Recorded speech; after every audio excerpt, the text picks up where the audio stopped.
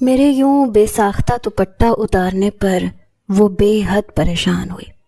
اس کی آنکھوں میں اس وقت صرف خوف تھا۔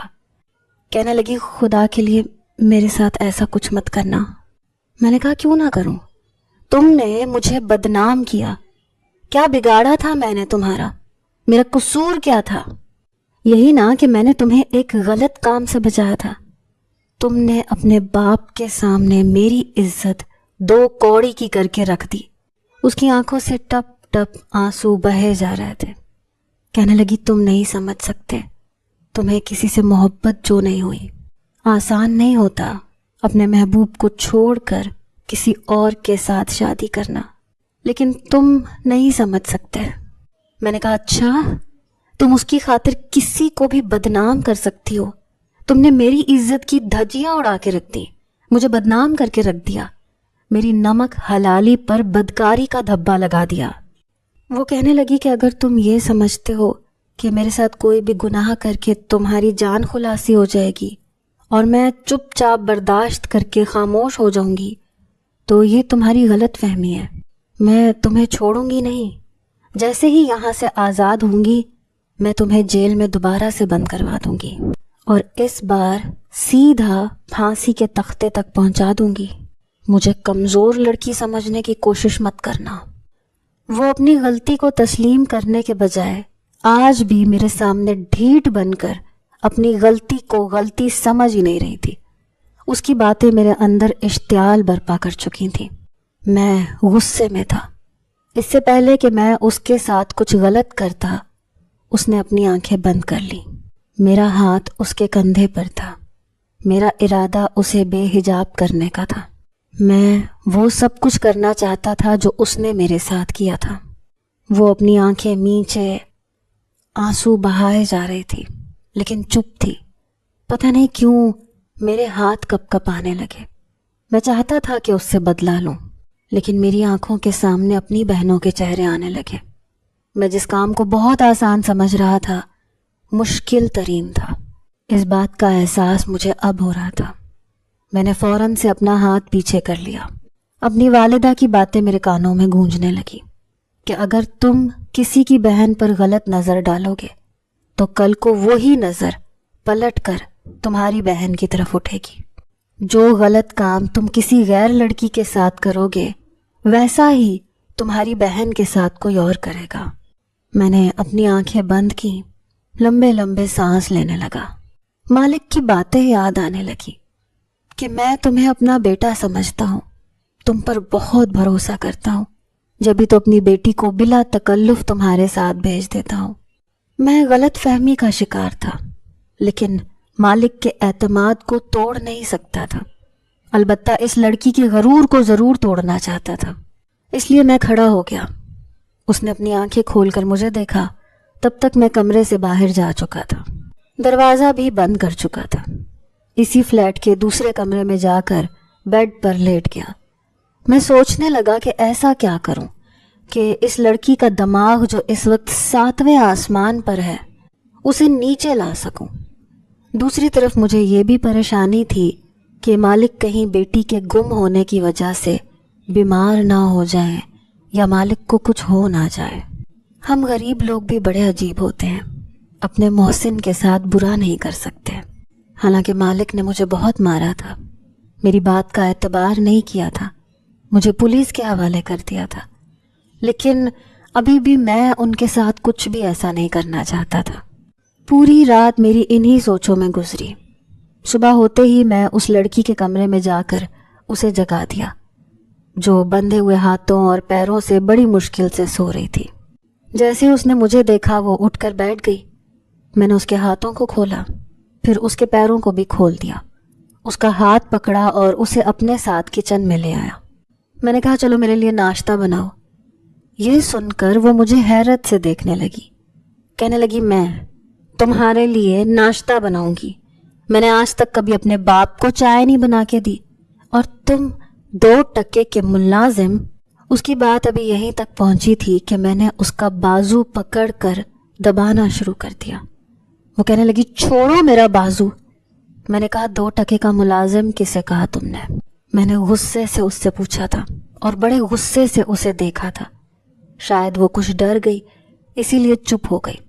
میں نے کہا چلو ناشتہ بناؤ میرے لیے۔ یہ کہہ کر میں باہر لاؤنج میں رکھے صوفے پر بیٹھ گیا۔ کچھ دیر بعد وہ میرے لیے انڈا فرائی کر کے لائی، ساتھ میں ایک چائے کا کپ بھی میرے سامنے رکھ کر پیچھے ہو گئی اور غصے سے ماتھے پر بل چڑھائے مجھے دیکھ رہی تھی۔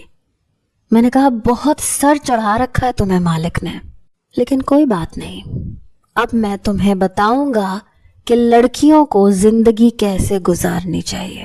میری بات سن کر وہ بے بسی سے مجھے دیکھ رہی تھی۔ میں نے ناشتہ کیا، اسے کہا کہ اپنے لیے ناشتہ بنا کر لے کر آؤ۔ یہ کہہ کر میں گھر سے باہر نکل گیا۔ جاتے ہوئے یہ کہہ کر گیا تھا کہ رات کو میرے لیے ایک اچھا سا ڈنر تیار کر کے رکھنا۔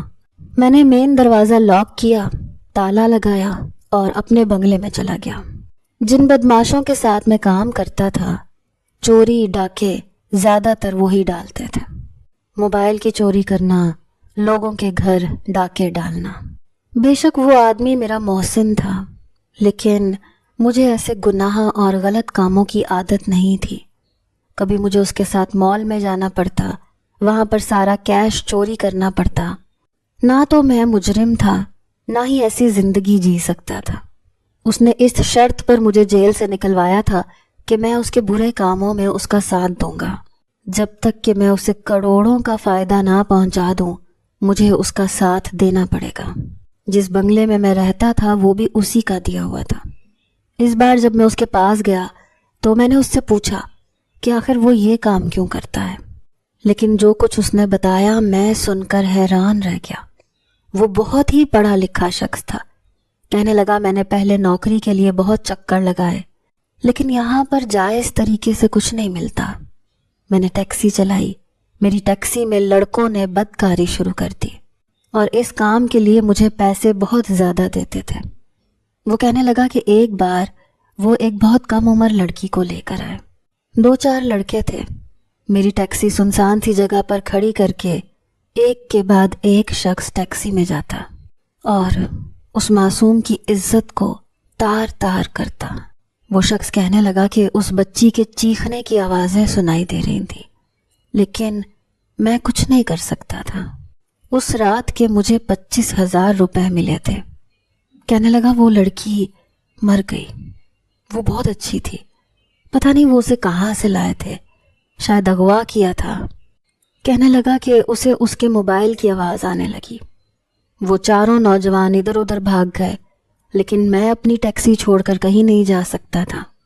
لوگوں سے قرضہ پکڑ کر ٹیکسی لی تھی اور کما کر اپنا قرضہ اتار رہا تھا، گھر بھی چلا رہا تھا۔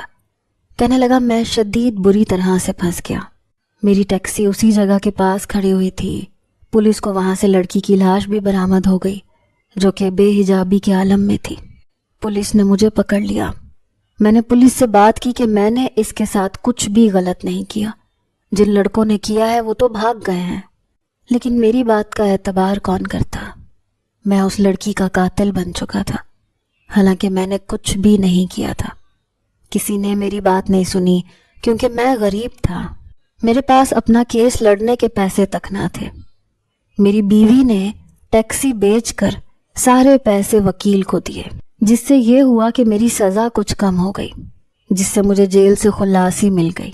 وہ کہنے لگا کہ اس کے بعد میں نے بہت چاہا کہ میں ایمانداری سے پیسے کماؤں، لیکن کوئی بھی مجھے نوکری دینے کے لیے تیار نہ تھا۔ میں جیل میں رہتے ہوئے مارنا پیٹنا سیکھ چکا تھا، کیونکہ میں جیل میں جن مجرموں کے ساتھ اٹھتا بیٹھتا تھا تو میں چور بن چکا تھا، اس لیے میرا حوصلہ ہو چکا تھا۔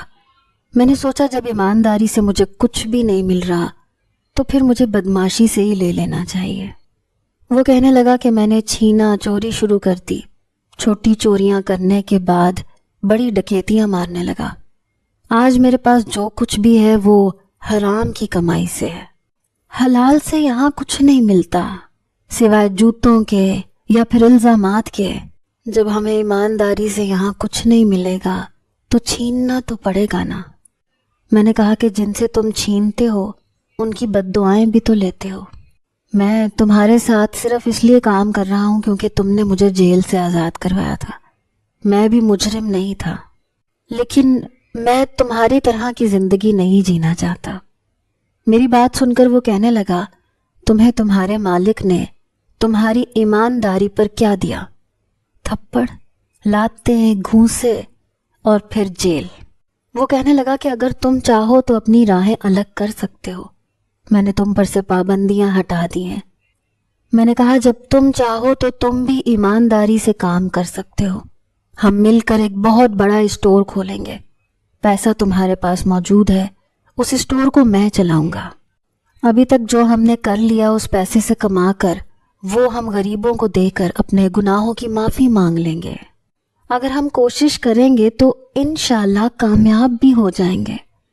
میری بات پر وہ کچھ سوچ میں پڑ گیا، کہنے لگا ٹھیک ہے، یہ بھی کر کے دیکھ لیتے ہیں۔ مجھے خوشی ہوئی کہ وہ برا انسان نہیں تھا، وہ بھی گناہ کو چھوڑنا چاہتا تھا۔ ہم نے اسی سلسلے میں کام شروع کر دیا، بہت جلد ایک بہت بڑے اسٹور کی جگہ لی، اسے سامان سے بھر دیا، اس اسٹور کو میں ہی چلا رہا تھا۔ اس دوران میں بہت کم ہی فلیٹ پر جا سکتا تھا، صرف رات کے چند گھنٹے۔ مجھے اس لڑکی کی چوکیداری بھی کرنی پڑتی تھی۔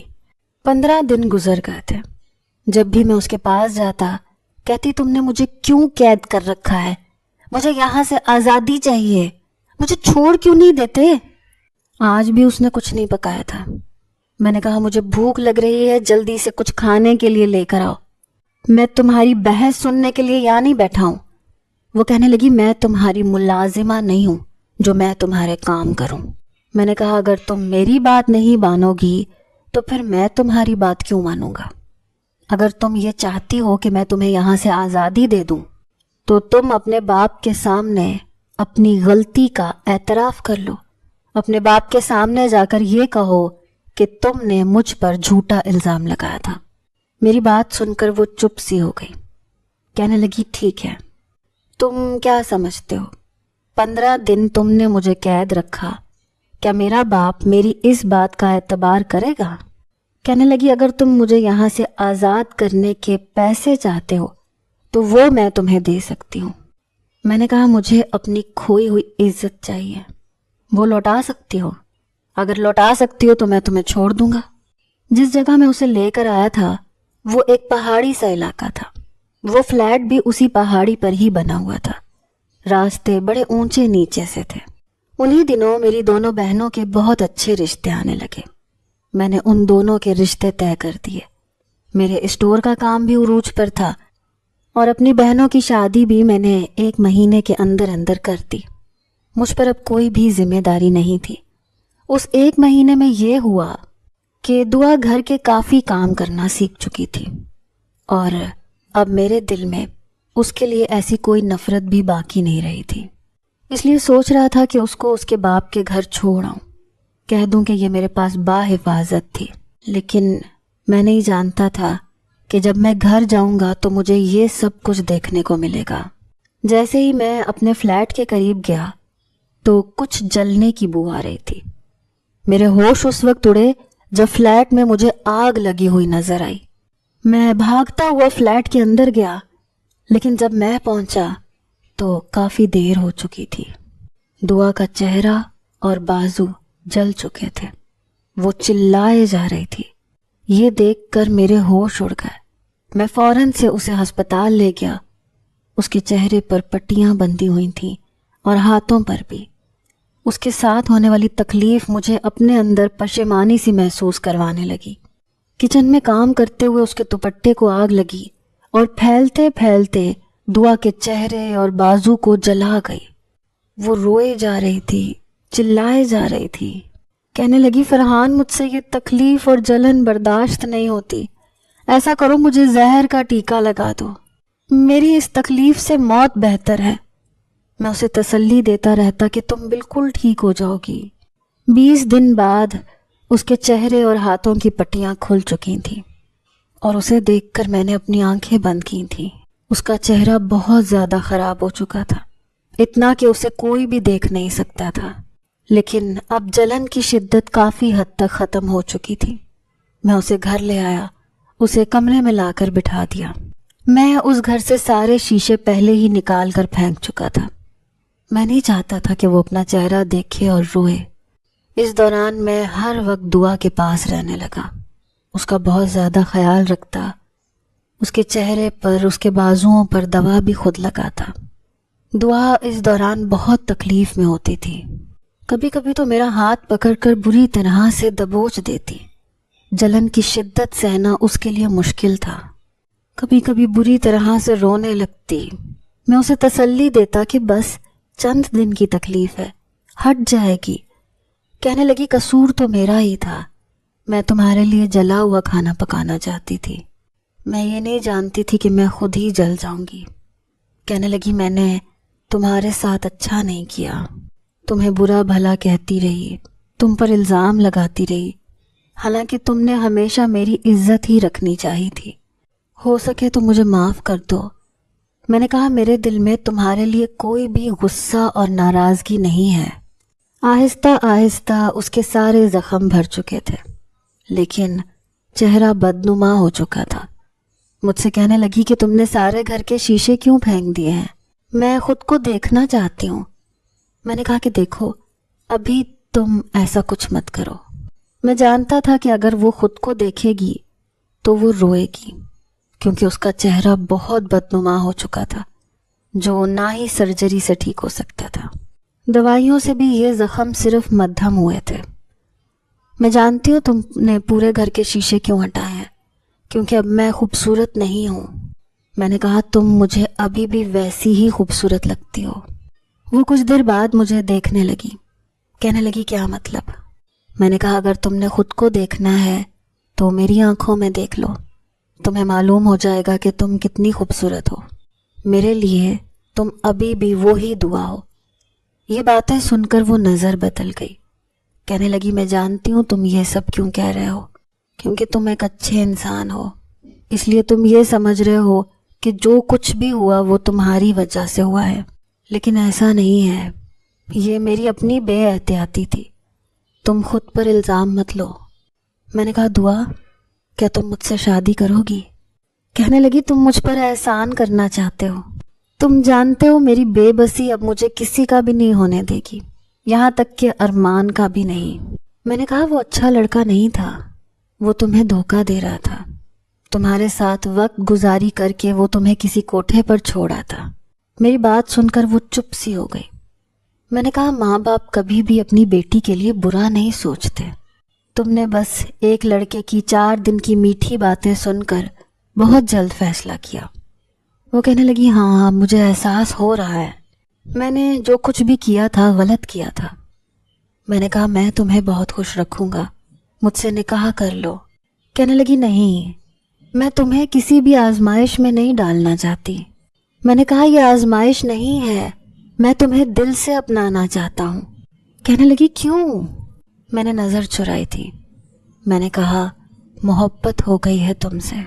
کہنے لگی جھوٹ بول رہے ہو تم، مجھ سے ہمدردی کر رہے ہو، میں جانتی ہوں تم مجھے دیکھ بھی نہیں سکتے، محبت تو دور کی بات ہے۔ میں نے اس کی آنکھوں کی طرف دیکھنا شروع کیا، اس کے چہرے پر ہاتھ رکھ دیا۔ یہ دیکھ کر وہ کچھ کہہ ہی نہیں پائی۔ میں نے کہا میں کب سے چاہتا ہوں تمہیں، اور شاید بہت پہلے سے میرے دل میں کہیں نہ کہیں تمہارے لیے محبت تھی۔ میں تمہارے بارے میں سوچتا تھا، کیوں سوچتا تھا اس کا احساس مجھے اب ہوا ہے۔ مجھے پہلے بھی تم سے محبت تھی، میں تمہیں فرحان کے ساتھ برداشت نہیں کر سکتا تھا۔